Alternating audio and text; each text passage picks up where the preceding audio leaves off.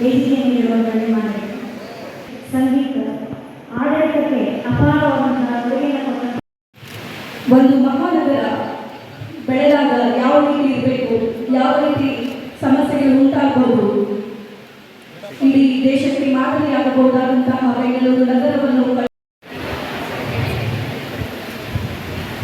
ಕೆಂಪೇಗೌಡರ ಭಾವಚಿತ್ರಕ್ಕೆ ಪೂಜೆ ಸಮರ್ಪಿಸಿದಂತಹ ಗಣ್ಯರಿಗೆ ಜ್ಯೋತಿ ಬೆಳೆಸುವ ಮೂಲಕ ಅಧಿಕಾರಿಗಳು ಮತ್ತು ನಾಡು ನುಡಿಗಾಗಿ ದೇಶಕ್ಕಾಗಿ ಸೇವೆ ಸಲ್ಲಿಸಿದಂತಹ ತಮ್ಮನ್ನು ತಾವು ಸಮರ್ಪಿಸಿಕೊಂಡಂತಹ ಎಲ್ಲ ಗಣ್ಯರಿಗೂ ಕೂಡ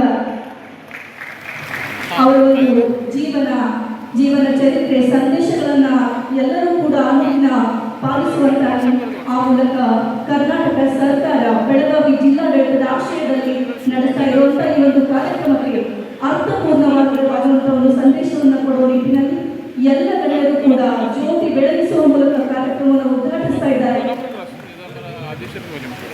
ಇಡೀ ಜಿಲ್ಲಾಡಳಿತದ ಈ ಒಂದು ವೇದಿಕೆಯಲ್ಲಿ ಸೇರಿದ್ದು ನಮ್ಮ ಭವಿಷ್ಯದ ಮಕ್ಕಳು ಕೆಂಪೇಗೌಡರ ಒಂದು ಬೆಂಗಳೂರಿನ ನಿರ್ಮಾಣ ಮಾಡಿದವರೇ ನಮ್ಮ ನಾಡಪ್ರಭು ಕೆಂಪೇಗೌಡರು. ಈ ಒಂದು ಇಡೀ ವಿಶ್ವದಲ್ಲೇ ವಿಶ್ವವಿಖ್ಯಾತಿಯಾಗಿ ಏನು ಬೆಂಗಳೂರು ಬೆಳೆಯಬೇಕಾದ್ರೆ ಕಾರಣಕೂತ್ರೆ ನಮ್ಮ ನಾಡಪ್ರಭು ಕೆಂಪೇಗೌಡರು. ವಿಜಯನಗರ ಸಾಮ್ರಾಜ್ಯದ ಒಂದು ಸಮಂತ ರಾಜ್ಯವಾಗಿದ್ದ ಈ ಬೆಂಗಳೂರಿನ ಯಲಹಂಕ, ಅಲ್ಲಿ ನಮ್ಮ ನಾಡಪ್ರಭು ಕೆಂಪೇಗೌಡರು ಅವರ ಪಾಳೆಗಾರರಾಗಿದ್ದರು. ಕೆಂಪೇಗೌಡರು ಹಂಪಿಯ ಗತವೈಭವವನ್ನು ಕಂಡು ಅದನ್ನು ನೋಡಿ ಬೆರಗಾಗಿ ಅವರ ಒಂದು ದೂರದೃಷ್ಟಿಯಿಂದ ಬೆಂಗಳೂರು ನಗರವನ್ನು ಕರ್ನಾಟಕದ ರಾಜಧಾನಿಯನ್ನು ಮಾಡಿ ಈಗ ಇಡೀ ವಿಶ್ವದಲ್ಲಿಯೇ ಒಂದು ಪ್ರಖ್ಯಾತ ನಗರವನ್ನಾಗಿ ಮಾಡಲು ಅವರ ಕೊಡುಗೆ ಅಧಿಕವಾಗುವುದು. ನಾಡಪ್ರಭು ಕೆಂಪೇಗೌಡರ ವಿವೇಚನಾಯುಕ್ತ ಯೋಜನೆಗೆ ಮತ್ತು ಅವರ ವ್ಯಕ್ತಿತ್ವಕ್ಕೆ ಈಗ 482 ವರ್ಷ ಆದರೂ ಕೂಡ ಇಡೀ ವಿಶ್ವ ಎಲ್ಲ ಜನತೆ ಎಲ್ಲರೂ ಜಾತಿ ಮತ ಪಂಥ ಭೇದ ಭಾವ ಇಲ್ಲದೆ ಇವತ್ತು ಕೂಡ ನಾವು ಅವರಿಗೆ ನೆನೀತಾ ಇದ್ದೇವೆ. ಕರ್ನಾಟಕ ಸರ್ಕಾರದ ವತಿಯಿಂದ ಜಯಂತಿಯನ್ನು ನಾವು ಮಾಡ್ತಾ ಇದ್ದೇವೆ. ರೈತರ ಕೃಷಿಗೆ ನೀರಾವರಿಯನ್ನು ಕಲ್ಪಿಸಲು ಕೆರೆ ಕಟ್ಟೆಗಳನ್ನು ಕಟ್ಟಿ ಬೆಂಗಳೂರನ್ನು ನಿರ್ಮಾಣ ಮಾಡಿದೆ. ಇಡೀ ವಿಶ್ವದಲ್ಲಿನೇ ಈ ತರ ದೊಡ್ಡ ನಗರಗಳಲ್ಲಿ ಅತಿ ಹೆಚ್ಚು ಕೆರೆಗಳು ಇರೋದಂದ್ರೆ ಬೆಂಗಳೂರು ನಗರ. ಅದನ್ನೆಲ್ಲ ಕಟ್ಟಿದ್ದ ಖ್ಯಾತಿ ನಮ್ಮ ಕೆಂಪೇಗೌಡರಿಗೆ ಹೋಗುತ್ತದೆ. ನಮ್ಮ ನಾಡಪ್ರಭು ಮಾಗಡಿ ಕೆಂಪೇಗೌಡರ ಆಳ್ವಿಕೆ ಮತ್ತು ಅವರ ಜೀವನ ಶೈಲಿ ಸಾರುವ ಐತಿಹಾಸಿಕ ಸ್ಮಾರಕ ಪಟ್ಟಿಯಲ್ಲಿ ಬೆಂಗಳೂರನ್ನು ನಾವು ತಂದುಕೊಂಡಿದ್ದೇವೆ. ಬೆಂಗಳೂರಿನ ತಾವೆಲ್ಲ ವಿಸಿಟ್ ಮಾಡಿದ 4 ದಿಕ್ಕಿಗಳಲ್ಲೂ ಕೂಡ ಗೋಪುರಗಳ ನಿರ್ಮಾಣ ಆಗಿದೆ. ಅದೆಲ್ಲ ಮಾಡಿದ್ದು ನಮ್ಮ ನಾಡಪ್ರಭು ಕೆಂಪೇಗೌಡರು. ಬೆಂಗಳೂರಿನ ಸರ್ವಾಂಗೀಣ ಅಭಿವೃದ್ಧಿಯ ಹರಿಕಾರ ಚರಿತ್ರಕಾರ ನಮ್ಮ ನಾಡಪ್ರಭು ಕೆಂಪೇಗೌಡರು. ಅವರ ದೂರದೃಷ್ಟಿ ಆಲೋಚನೆಗಳು ಇಂದಿಗೂ ಮಾದರಿಯಾಗಿದೆ. ಈ ನಿಟ್ಟಿನಲ್ಲಿ ನಮ್ಮ ಬೆಳಗಾವಿ ಜಿಲ್ಲಾಡಳಿತ ಕೆಂಪೇಗೌಡ ಜಯಂತಿಯನ್ನು ಆಚರಣೆ ನಾವು ಮಾಡ್ತಾ ಇದ್ದೇವೆ. ಅವರ ಜೀವನ ಚರಿತ್ರೆ ಹೊಂದಿದ ಒಂದು ಕಿರುಪತ್ರಿಕೆಯನ್ನು ಕೂಡ ನಾವಿವತ್ತು ಪರಿಚಯನ ಮಾಡಿಕೊಡ್ತಾರೆ. ಆದ್ದರಿಂದ ಎಲ್ಲ ಯುವ ಜನತೆ, ಎಲ್ಲ ಯುವ ವಿದ್ಯಾರ್ಥಿಗಳು ತಾವಿವತ್ತು ಬಂದಿದ್ದೀರಿ. ತಾವೆಲ್ಲರೂ ಕೆಂಪೇಗೌಡರ ಒಂದು ದೂರದೃಷ್ಟಿ, ಅವರು ಏನು ಕೆಲಸಗಳನ್ನು ಮಾಡಿದ್ದಾರೆ, ಅವರು ಹೇಗೆ 482 ವರ್ಷ ಆದರೂ ಕೂಡ ಅವರನ್ನ ಹೇಗೆ ನೆನಪು ಮಾಡ್ಕೊತಿದ್ದಾರೆ, ಅವರ ಕೆಲಸಗಳನ್ನ ಹೇಗೆ ನೆನಪು ಮಾಡ್ಕೊತಾ ಇದ್ದಾರೆ, ಅವರ ಕೆಲಸಗಳನ್ನ ನೆನೆದು ಅವರ ಆಲೋಚನೆಯಲ್ಲಿ ತಾವು ಕೂಡ ನಡೆದು ತಾವು ಯಾವ ಹಳ್ಳಿಯಿಂದ ಬಂದಿದ್ದೀರಿ, ಯಾವ ಊರಿನಿಂದ ಬಂದಿದ್ದೀರಿ, ನಿಮ್ಮ ಒಂದು ಕಾರ್ಯದಿಂದ, ನಿಮ್ಮ ಒಂದು ಸಾಧನೆಯಿಂದ ನಿಮ್ಮ ಊರು ಕೂಡ ವಿಶ್ವದಲ್ಲಿ ವಿಖ್ಯಾತ ಆಗೋ ಮಾಡಬೇಕಾಗಿರೋದು ತಮ್ಮ ಕರ್ತವ್ಯ. ಆದ್ದರಿಂದ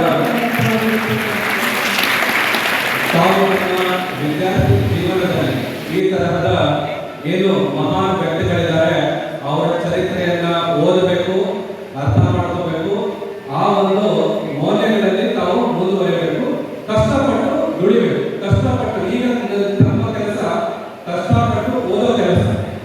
ನೀವು ಕಷ್ಟಪಟ್ಟು ಓದಿದ್ರೆ ಖಂಡಿತವಾಗಿ ನಿಮ್ಮ ಹೆಸರು ವಿಶ್ವವಿಖ್ಯಾತಿ ಆಗುತ್ತೆ. ನಿಮ್ಮ ಹೆಸರಿನ ಜೊತೆಗೆ ನೀವು ಯಾವ ಊರಿನಿಂದ ಬಂದಿದ್ದೀರಿ ಆ ಊರಿನ ಹೆಸರು, ನಿಮ್ಮ ತಂದೆ ತಾಯಿಯ ಹೆಸರು, ನಿಮ್ಮ ಮನೆತನದ ಹೆಸರು, ಇಡೀ ಭಾರತ ಅದನ್ನು ನೆನಪಿಟ್ಟುಕೊಳ್ಳೋ ಹಾಗೆ ಆಗುತ್ತೆ. ಇವತ್ತಿನ ದಿನ ಹೇಗಿದೆ ಅಂದ್ರೆ ಇಡೀ ವಿಶ್ವದಲ್ಲೇ ಏನಾದರೂ ಒಂದು ಕೇಳಬೇಕು, ಈಗ ದೇವರು ಬಂದು ಪ್ರತ್ಯಕ್ಷನಾಗಿ ಅವ್ರಿಗೆ ಏನಾದರೂ ಒಂದು ವರ ಕೇಳಬೇಕಂದ್ರೆ ಇನ್ನೊಮ್ಮೆ ಭಾರತದಲ್ಲಿ ಈಗ ನನಗೆ ಹುಟ್ಟಿಸು ಅಂತ ಒಂದು ವರದಾನ ಇದೆ. ಯಾಕಂದ್ರೆ ಇಡೀ ವಿಶ್ವದಲ್ಲಿ ಅತ್ಯಂತ ಹೆಚ್ಚಿನ ಏನು ಒಂದು ಅವಕಾಶಗಳು ಇದೆ ಅಂದ್ರೆ ಅದು ಈಗ ಭಾರತ ದೇಶದಲ್ಲಿ ಇದೆ ಇವತ್ತಿನ ಒಂದು ಕಾಲದಲ್ಲಿ. ಹಾಗೆ ನೀವು ಭಾರತ ತಗೊಂಡ್ರೆ ಅತಿ ಹೆಚ್ಚಿನ ಅವಕಾಶಗಳಿರೋದು ನಮ್ಮ ಕರ್ನಾಟಕ ರಾಜ್ಯದಲ್ಲಿ. ಹಾಗೆ ಕರ್ನಾಟಕ ರಾಜ್ಯ ಬಂದಿದ್ರೆ ಅತಿ ಹೆಚ್ಚು ಅವಕಾಶಗಳು ಇರೋದು ನಮ್ಮ ಕರ್ನಾಟಕದ ರಾಜಧಾನಿ ಬೆಂಗಳೂರಿನಲ್ಲಿ. ಆ ಬೆಂಗಳೂರಿನ ಕರ್ತೃ ನಾಡಪ್ರಭು ಕೆಂಪೇಗೌಡರು. ಮತ್ತೆ ಕರ್ನಾಟಕದ ಬೆಳಗಾವಿ ನಮ್ಮ ಕರ್ನಾಟಕದ ಎರಡನೆಯ ರಾಜಧಾನಿ. ಇದು ಕೂಡ ಯಾವುದಕ್ಕೂ ಕಮ್ಮಿ ಇಲ್ಲ. ಸೊ ಅಲ್ಲಿ ಈ ಬೆಳಗಾವಿ ಗಂಡು ಬೆಟ್ಟಿದ ನೆಲ, ಇಲ್ಲಿ ತಾವು ಜನಿಸಿದಿರಿ, ತಾವು ಇಲ್ಲಿ ಓದುತ್ತಾ ಇದ್ದೀರಿ. ತಮ್ಮ ಒಂದು ಪರಿಶ್ರಮದಿಂದ ಈಗ ತಾವು ಯಾವ ತರಗತಿಯಲ್ಲಿದ್ದೀರಿ ಅದರಲ್ಲಿ ತಾವು ನಂಬರ್ 1 ಬರೋದಕ್ಕೆ ಪರಿಶ್ರಮವನ್ನು ಪಡಬೇಕು. ತಮ್ಮ ತಾಲೂಕಿಗೆ ನಂಬರ್ 1 ಬರಲು ತಾವು ಪರಿಶ್ರಮವನ್ನು ಪಡಿ, ಜಿಲ್ಲೆಗೆ ನಂಬರ್ 1 ಮಾಡೋದಕ್ಕೆ ಪರಿಶ್ರಮ ಮಾಡಿ, ರಾಜ್ಯಕ್ಕೆ ನಂಬರ್ 1 ಆಗುವ ಪರಿಶ್ರಮ ಮಾಡಿ. ಖಂಡಿತವಾಗಿ ತಾವು ಏನು ಸಾಧನೆ ಮಾಡಬೇಕು ಅಂತ ತಾವೇನು ಗುರಿ ಹಾಕೊಂಡಿದ್ದೀರಲ್ಲ ಅದು ನಿಮಗೆ ಮಲಗಕ್ಕೆ ಬಿಡಬಾರದು. ಪ್ರತಿದಿನ ನೀವು ಏನು ಒಂದು ಓದುವ ಒಂದು ಕೋಣೆ ಇದೆ, ಆ ಕೋಣೆಯ ಗೋಡೆ ಮೇಲೆ ನೀವು ಹಾಕೊಂಡಿರೋ ಏನೊಂದು ಗುರಿ ನಿಮಗೆ ಕಾಣ್ತಾ ಇರಬೇಕು.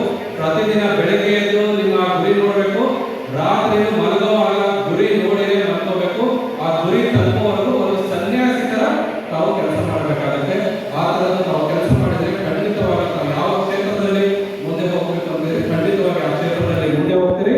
ಮುಂದಿನ ದಿನಗಳಲ್ಲಿ ತಾವು ಕೂಡ ಈ ಒಂದು ಏನು ವೇದಿಕೆ ಮೇಲೆ ಎಲ್ಲ ಅವರೆಲ್ಲರೂ ಸಾಧನೆ ಮಾಡಿದ್ದು ಏನಂದ್ರೆ ಓದಿನಲ್ಲಿ ಸಾಧನೆ ಮಾಡಿ ಈ ಒಂದು ಸಾಧನೆ ಕೊಟ್ಟಿದ್ದಾರೆ. ನಮ್ಮ ಮಾನ್ಯ ಪೊಲೀಸ್ ಕಮಿಷನರ್, ಮಾನ್ಯ SP ಇಲ್ಲಿ ಹಿರಿಯ IAS ಆಫೀಸರ್ಸ್ ಇದ್ದಾರೆ. ಓದಿನಿಂದ ಒಳ್ಳೆಯ ಇಂಜಿನಿಯರಿಂಗ್ ಕಾಲೇಜುಗಳಿಗೆ ಹೋಗಿ IIT ಅಲ್ಲಿ ನಮ್ಮ ರಾಹುಲ್ ಸಿಂಗ್ ಅವರು IIT ಬಾಂಬೆ, ಇನ್ನೊಬ್ಬ IAS ಪ್ರೊಫೆಸರ್ ಅವರು IIT ಬಾಂಬೆ. ಸೊ ಓದಿ ಬಿಟ್ಟು ಅತಿ ಉನ್ನತ ವಿದ್ಯಾಲಯಗಳಲ್ಲಿ ಓದಿ ಮತ್ತೆ ಅತ್ಯಂತ ಹಿರಿಯ ಸ್ಥಾನಗಳಲ್ಲಿ ಇಲ್ಲಿ ಮೇಲೆ ಕೂತಿರೋರಿದ್ದಾರೆ, ಹಿರಿಯ ಸಾಹಿತಿಗಳು ಕೂಡ ಇದ್ದಾರೆ. ಸೊ ಓದಿನಿಂದ ಎಲ್ಲಕ್ಕಿಂತ ಹೆಚ್ಚಿನ ಒಂದು ಪವರ್ಫುಲ್ ನಿಮ್ಮ ಹತ್ರ ಪವರ್ಫುಲ್ ಏನಂದ್ರೆ ಅದು ವಿದ್ಯೆ. ಆ ವಿದ್ಯೆ ಮೂಲಕ ನೀವು ಏನು ಬೇಕಾದರೂ ನೀವು ಕಳಿಸಬಹುದು, ಸಾಧಿಸಬಹುದು. ಆದ್ದರಿಂದ ವಿದ್ಯಾರ್ಥಿಗಳು ಹೆಚ್ಚಿನ ಯಾವುದು ಈ ಇವಾಗಿನ ಸೋಷಿಯಲ್ ಮೀಡಿಯಾ, ಮೊಬೈಲು ಅದಕ್ಕೆ ನೀವು ಜಾಸ್ತಿ ಸಮಯವನ್ನು ವ್ಯರ್ಥ ಮಾಡದೆ ಒಂದು ಏಕಾಗ್ರತೆ ಚಿತ್ತದಿಂದ ಕಾನ್ಸಂಟ್ರೇಷನ್ ಇರಬೇಕು, ಫೋಕಸ್ ಇರಬೇಕು ಮಾಡಿ ನೀವು ಹಾರ್ಡ್ ವರ್ಕ್ ಅನ್ನು ಮಾಡಿದರೆ ಖಂಡಿತವಾಗಿ ನೀವು ಏನು ಅಂದ್ಕೊಂಡಿದ್ದೀರಿ ಅದನ್ನು ಖಂಡಿತವಾಗಿ ಅದನ್ನು ಸಾಧನೆ ಮಾಡಬಹುದು. ನೀವು ಇದ್ದಲ್ಲಿ ನೀವು ಅದನ್ನು ಸಾಧನೆ ಮಾಡಿದರೆ ಖಂಡಿತವಾಗಿ ಈಗ ವಿಶ್ವದಲ್ಲಿ ಅದನ್ನು ನಿಮಗೆ ಗುರುತಿಸುವ ಸಾಧನೆ ಆಗುತ್ತೆ. ಸೊ ಎಲ್ಲ ಮಕ್ಕಳಿಗೂ ಕೂಡ ಒಳ್ಳೆಯದಾಗಲಿ. ನಾಡಪ್ರಭು ಕೆಂಪೇಗೌಡರ ಏನು ಒಂದು ದಾರಿ ಹಾಕಿಕೊಟ್ಟಿದ್ದಾರೆ 400 ವರ್ಷದ ಹಿಂದೆನೆ, ಅದನ್ನ ನೋಡಿ ನಾವು ಕೂಡ ಮುಂದೆ ಹೋಗೋಣ ಅಂತ ಹೇಳಿ ಈ ಒಂದು ಜಯಂತಿ ಎಲ್ಲ ಜನಪ್ರತಿನಿಧಿಗಳಲ್ಲಿ ಎಲ್ಲರ ಸಹಕಾರ ಇದೆ. ಅವರೆಲ್ಲರಿಗೂ ಕೂಡ ನಾವು ವಂದನೆ ಮಾಡ್ತಾ ನಮ್ಮ